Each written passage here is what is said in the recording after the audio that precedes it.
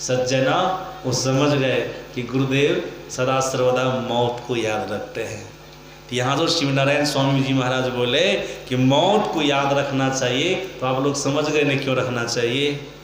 अगर मौत को याद रखेंगे तो संसार से आसक्ति नहीं होगी, आपका व्यवहार खराब नहीं होगा, आपका विचार खराब नहीं होगा, आपके अंदर में विकार, काम, क्रोध, लोभ, मोह, मद मात्सर, ईर्ष्या, द्वेष, छल, कपट ये नहीं होगा। मौत को याद रखेंगे। सज्जना जिनका व्यवहार खराब है, जिनका विचार खराब है, जिनके अंदर में विकार आता है, वो कभी हरि भजन कर सकेगा? नहीं कर सकेगा। महर्षि संतसेवी परमहंस जी महाराज को मैंने एक डायरी दी थी लिखने के लिए, कुछ नई डायरी खरीदे थे, सोचे कि पूज्य श्री से कुछ लिखवा लेते आशीर्वचन, उसके बाद मैं अपना भजन वगैरह लिखना शुरू करूंगा। तो दिए थे लिखने के लिए, तो डायरी में लिखे थे आशीर्वचन के रूप में, सदाचार की आधारशिला पर भक्ति का भव्य भवन बनता है। समझ गए आप लोग? सदाचार की आधारशिला पर, तो बंदी वाला शब्द तो उनका होता ही ना था। सदाचार की आधारशिला पर भक्ति का भव्य भवन बनता है। इसका मतलब क्या होता है? सदाचार एक आधार है, एक शिला के समान है, आधार है। किसको बनने के लिए? भक्ति रूपी भव भवन को बनने के लिए। सज्जना हम आप छोटी झोपड़ी बनावें या बड़ा से बड़ा महल बनावें, इसके लिए आधार चाहिए कि नहीं? आधार क्या होना चाहिए? जमीन। जमीन चाहिए, जमीन चाहिए, तब आप छोटी झोपड़ी भी बना सकेंगे। बड़ा बड़ा की तो बातें छोड़ दीजिए। जब झोपड़ी बन जाए, भवन बन जाए, फिर उसमें आप आनंद से रहते हैं ना। बरसात से बचा होता, धूप से बचा होता, ठंड से बचा होता है, कैसा भी भवन होता है उसमें आपको सुख का एहसास होता है। सज्जना यहाँ पर भक्ति रूपी भव्य भवन का निर्माण करना है, तो फिर आधार चाहिए ना, कुछ जमीन चाहिए ना। और जमीन क्या है? वही सदाचार है, वही सदाचार है। सदाचार का मतलब क्या होता है? सद्व्यवहार। सद्व्यवहार मतलब अपने आप को गलत कामों में मत लगाइए,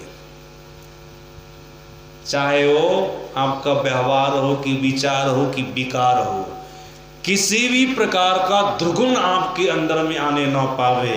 अगर ऐसा आ गया आपके जीवन में, तो आप सदाचार को अपना लिए हैं, अच्छे विचार को, अच्छे व्यवहार को अपना लिए हैं, आपके अंदर में विकार नहीं आ रहा है, तब आपके जीवन में भक्ति का भव्य भवन बनेगा। भक्ति का भव्य भवन बनेगा मतलब आपके जीवन में भक्ति आवेगी। और याद रखिएगा, जिनके जीवन में भक्ति आ जाती है उसका जीवन इस लोक में भी सुख से रहता है और परलोक में भी सुख से रहता है। ऐसा मर्यादा पुरुषोत्तम भगवान श्री राम ने अपनी प्रजाओं को कहा था। जौ परलोक यहाँ सुख चाहो, सुनिमम वचन हृदय दृढ़ गहो, सुलभ सुखद मार्ग यह भाई, भगति मोर पुराण श्रुति। ये परमात्मा श्री राम का वचन है। परमात्मा श्री राम कहते जो मेरी भक्ति करता है वो इस लोक में भी सुख से रहता है और परलोक में भी सुख से रहता है। एक बात मैं आप लोगों को बता देता हूँ, जो भक्ति से रहित मानव हैं, गरीब हैं तो बेचारे दुखी हैं, अमीर हैं तो सुखी हैं। आप कहेंगे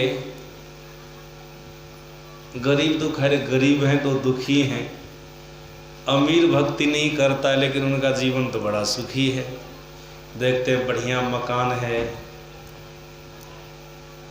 बढ़िया भोजन करते हैं, बढ़िया वस्त्र पहनते हैं, बढ़िया सवारी पर चढ़ते हैं, हर तरह से उनका जीवन सुखी है। जब जैसा चाहता तब तैसा कर लेता है, उनके जीवन में तो दुख नहीं है। याद रखिएगा, अभी उनका जीवन सुखी है, पूर्व जन्म की अच्छी कमाई है। समझ लेना बात को, पूर्व जन्म की अच्छी कमाई है। धनवान लोग सुनिएगा बढ़िया से, गरीब तो सुनिए रहे हैं। ऐसा मत समझिएगा हमारा जीवन तो हर तरह से सुखी है, बढ़िया मकान है, बढ़िया शरीर है। जब ऐना में मुंह देखते तो अपने आप में प्रफुल्लित हो जाते हैं कितना बढ़िया चेहरा भगवान हमको दिया है। होता है ना, ऐना में देखते ही मन प्रसन्न, घर मकान को देखते तो बड़ा अच्छा, बाल बच्चे को देखते तो लाजवाब, सब सुंदर सुंदर बच्चा सब है, कोई टेंशन नहीं है, सबको खाने पीने के लिए बढ़िया से मिल रहा है, सब बढ़िया बढ़िया वस्त्र पहन रहा है, लेकिन भक्ति तो नहीं कर रहे हैं। पूर्व जन्म में आप सत्कर्म किए थे, दान पुण्य किए थे, परमात्मा की भक्ति किए थे, हाँ भक्ति अधूरी रह गई थी, इसलिए आप स्वर्ग के सुख को भोग करके धरती पर आए हैं। यहाँ पर भी आपको सुख मिला है, सुविधा मिली है, हर तरह से सब कुछ ठीक ठाक है, शरीर भी बढ़िया है, मकान भी बढ़िया है, परिवार भी बढ़िया है, किसी चीज़ की कमी नहीं है। लेकिन इस जन्म में आपका सत्कर्म छूट गया है, हरि भजन छूट गया है, फिर आपका भविष्य दुखी हो जाएगा, आपका भविष्य अच्छा नहीं होगा, आपका भविष्य बिगड़ जाएगा। इसीलिए महापुरुषों ने कहा जो जिस किसी अवस्था में हो उसी अवस्था में रह करके परमात्मा भजन करना प्रारंभ कर दो, ईश्वर भजन करना प्रारंभ कर दो, सत्कर्म करना प्रारंभ कर दो। इससे क्या होगा, तुम्हारा ये लोक में तो सुख मिल, तुम्हारा ये लोक तो सुख में होगा ही, पर लोक भी तुम्हारा सुख में होगा। गरीब हो तो तुम्हारा भविष्य अच्छा हो जाएगा, भविष्य में तू कंगाल नहीं रहोगे, तुम्हारा जीवन दुखी नहीं होगा। अमीर हो तो तुम गरीबी का मुंह कभी नहीं देखेगा, दरिद्री का मुंह कभी नहीं देखेगा, कंगाली का मुंह कभी नहीं देखेगा, तुम्हारा भविष्य भी ठीक रहेगा। कभी किसी का इस जन्म में जीवन दुखी है, अगर भक्ति करना प्रारंभ कर दिया है तभी तो पूर्व जन्म की कमाई नहीं है अच्छी, इसलिए उनका जीवन दुखी है, लेकिन भविष्य उसका अच्छा हो जाएगा, भविष्य में उसका फिर इस तरह का जीवन नहीं होगा। समझ रहे हैं आप लोग? लेकिन भक्ति कौन करेगा? जो सदाचार से रहित होगा वो करेगा नहीं। सदाचार चाहिए, सद्व्यवहार चाहिए, सद्विचार चाहिए, विकार से रहित हृदय चाहिए, तब तो आप हरि भजन परमात्मा भजन कर सकते हैं। और आपका सद्व्यवहार, सद्विचार और विकार से रहित हृदय तब होगा जब आप जीवन में मौत को याद रखेंगे। मौत को याद रखेंगे, मौत को याद रखिए और भगवान का भजन कीजिए, आपका ही लोक परलोक दोनों बनेगा। संत शिवनारायण स्वामी जी महाराज कहते हैं, दो बातों को याद रख जो चाहो कल्याण, नारायण एक मौत को, दूजे श्री भगवान। भगवान को याद रखो, ईश्वर को याद रखो, परमात्मा को याद रखो। सदगुरु माँ जी कह रहे थे ना, समय गया फिरता नहीं, झट ही करो निज काम, जो बीता सो बीतिया अब हो गो गुरु नाम। आप कहेंगे वहाँ कहा भगवान को याद रखने के लिए, यहाँ गुरु महाराज जी कहते गुरु को याद रखो, गुरु का नाम स्मरण करो। याद रखिए, आप लोग तो सत्संग में इस बात को बढ़िया से समझ गए होंगे। गोस्वामी तुलसीदास जी महाराज ने गुरु को क्या माना है? ये नर रूप में हरि है। हरि है मतलब ईश्वर है। बंदो गुरुपद कंज, कृपा सिंधु नर रूप हरि, महामोह तम पुंज, जास वचन रवि कर निकर। का नर रूप में हरि है, हरि मतलब होता है ईश्वर, परमात्मा। संत कबीर साहब ने क्या कहा परमात्मा को, किस तरह से ये गुरु को किस तरह से समझना चाहिए? संत कबीर साहब ने कहा गुरु साहब करी जानी। गुरु को साहब करके जानना चाहिए। साहब मतलब परमात्मा होता है, ईश्वर होता है। गुरु को ईश्वर जानना चाहिए, परमात्मा जानना चाहिए। सज्जना, संत नानक देव जी महाराज ने क्या कहा? गुरु नानक देव जी महाराज ने क्या कहा? गुरु पार ब्रह्म परमेश्वर। ऐसा कहा ना, गुरु पार ब्रह्म परमेश्वर है। आप भगवान शंकर क्या कहा? गुरु ब्रह्मा है, विष्णु है, शंकर है, साक्षात ईश्वर है, परमात्मा है। ऐसा कहा। गुरु है, अगर गुरु का नाम का जपने तो समझ लीजिए परमात्मा का ही नाम जपने के लिए कहा जा रहा है, ईश्वर का ही नाम जपने के लिए कहा जा रहा है। आप भगवान नाम कहिए या गुरु नाम कहिए। संत सदगुरु महाराज जी कहते हैं कि जो समय तुम्हारा बीत गया सो बीत गया, जो बचा हुआ है उसमें हरि नाम का स्मरण करो, गुरु नाम का स्मरण करो। सज्जनों, हरि नाम का, गुरु नाम का स्मरण करने से क्या होगा? आज होली है ना, होली तो 17 तारीख से प्रारंभ हो गया है, आज लास्ट होगा ना।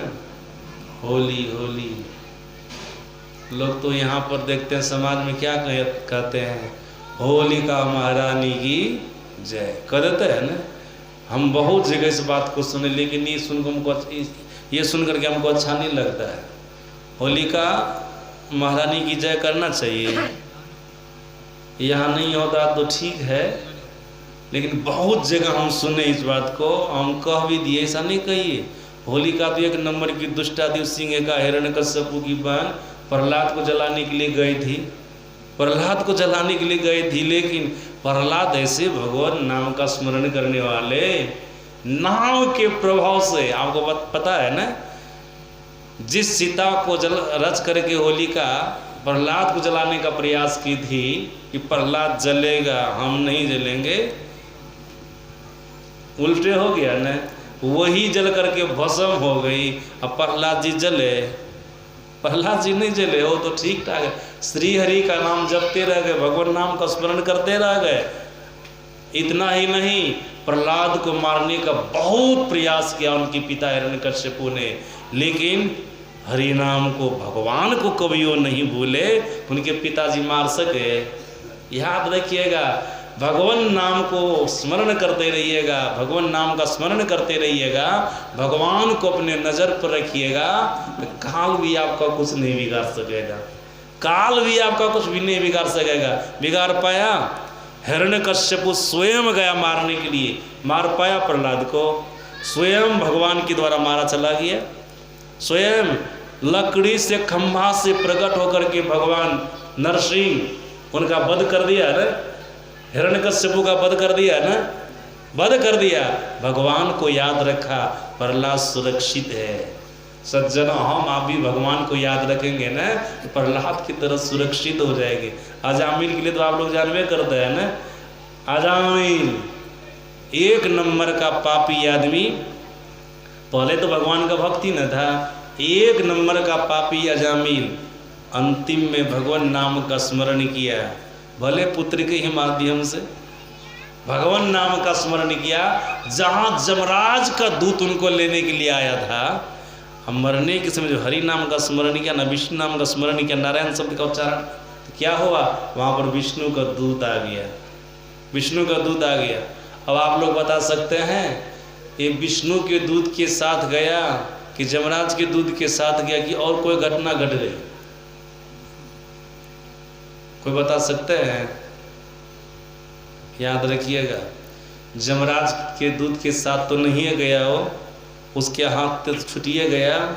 भगवान विष्णु के दूत के हाथ से नहीं गया वो, उनके भी साथ नहीं गया। उनकी आयु 1 साल की बची हुई थी। वो जब जिंदा हो गया, मर घर के जिंदा हो गया, जमराज के यहाँ से जैसे छूटा न, जमराज के दूत के यहाँ से जैसे छूटा न, वो जीवित हो गया।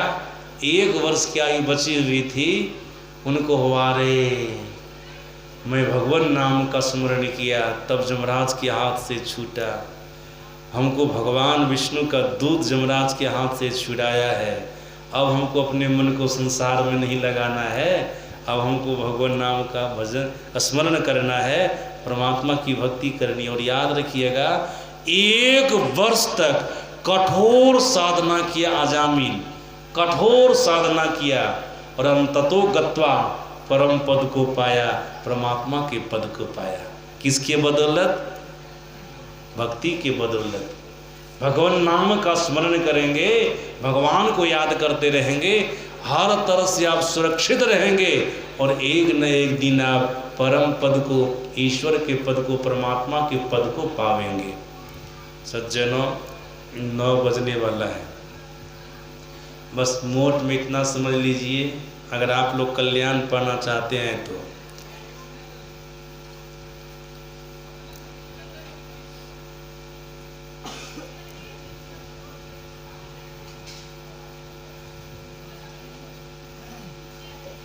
समझ गए ना। 2 ये बात को याद रखना है। किस किस को कहिए तो? मौत को और भगवान को, यही ना है मोट में। मौत को याद रखिएगा तो पाप नहीं होगा, भगवान को याद कीजिएगा तो परम पद मिलेगा। यही ना होगा, जन्म मरण के चक्र से छूटिएगा, शाश्वत और सनातन सुख को पाइएगा। जीवन तो जाएगा ही। गरीब आदमी अपनी झोपड़ी को छोड़ करके जाएंगे, अमीर आदमी अपने महल को लेकर के जाएंगे। नहीं जाएंगे, उसको भी महल छोड़ करके जाना पड़ेगा। जितना घर में बढ़िया बढ़िया सोफा सब देखते हैं ना, रंग बिरंग का झालर सब झालर यहीं छूट जाएगा, शरीरों छूट जाएगा शरीर साथ, कुछ भी जाने वाला नहीं है। इसलिए जो जिस अवस्था में है, गरीब में है या अमीर में है, भगवान का भजन कीजिए, मौत को याद रखिए। कब मर जाएंगे इसका कोई ठिकाना नहीं है। न बालक न जोबने न वृद्धि कछुबन, वह अवसर नहीं जानिए जब आए पड़े जमफन। हमारे बैद्यनाथ बाबू जिनकी पुण्यतिथि हम आप मना रहे हैं, क्या ये मरने वाले थे? एक तरह से व्यवहारिक दृष्टि से देखा जाए कैसे जवान थे, चले गए ना, चले गए दुनिया से। उनके जाने का वही नियम परमात्मा बनाया था, चले गए। हम आपका भी नियम तय है, किस विधि से जाएंगे सब परमात्मा जानते, विधाता जानते हैं, हम आपको पता नहीं है। जिस दिन चलेंगे ना, उस दिन समाज के लोग अगर इनको इसी तरह से जाना था, चले गए। इसी समय में जाना था, चले गए। हम आपके लिए भी ऐसा ही होगा। अब इनके लिए ऐसा हो रहा है, इनको इस तरह से जाना था, चले गए। हम लोग भी जब चले जाएंगे ना, जिस किसी भी उपाय से जैसे भी जाएंगे संसार से, फिर समाज के लोग कहेंगे इनको इसी तरह से जाना था, चले गए। लेकिन जाना तो पड़ेगा ही ना, जाना पड़ेगा। लेकिन देखिए बैद्यनाथ बाबू थे पुण्यात्मा। मैं जब कुप्पा घाट में रहता था तभी भागलपुर में पढ़ते थे, उसी समय से मैं इनको जानता हूँ। बहुत समय से पढ़ते थे वहीं पर, दोनों भाई दामोदर और बैद्यनाथ। देखिए दोनों संसार से चले गए, दोनों गए ना संसार से, दामोदर भी चले गए और बैद्यनाथ भी। यही नहीं पर कहाँ से एक भाई और वो भी दुनिया से चले गए। कम में कम उम्र में गए हैं, ठिकाना है जाने का नहीं है। सज्जनों, बैद्यनाथ बाबू ऐसे थे, थोड़ा हंसते रहते थे, बढ़िया से बातचीत करते थे, साधु महात्माओं के प्रति इनकी भी श्रद्धा थी, प्रेम भाव बहुत रखते थे, प्रेम भाव बहुत रखते थे। हम लोग जब भी आते थे यहाँ पर तो बहुत आदर सत्कार मानते थे। ऐसा नहीं कि थोड़ा सा उम्र में बड़े हैं तो छठगर महात्मा है तो राम छठगरे लगते थे, सफ़ेद कपड़ा में आते थे। ऐसा नहीं कि इनका अपमान कर दे, स्वभाव नहीं था। तब भी वो प्रणाम करते थे, बैठने के लिए बहुत तरह से स्वागत सम्मान करते थे, आदर करते थे। जीवन है, जीवन तो सबका जाएगा, आज न कल तो जीवे करेगा। इनका भी गया, हम आपका भी जाएगा। लेकिन अच्छे व्यवहार के थे, सत्संगी थे। किसी किसी के मन में हो जाए गड़बड़ भी था तो कौन दूध का धोया हुआ है, कोई है यहाँ पर दूध का धोया हुआ? भगवान राम आए, वो तो गड़बड़ कर दिए। एक बार बाली को छिप करके मार दिए तो बाली उंगली उठा दिए। धर्म के स्थापना के लिए आए थे, अधर्म कर दिए।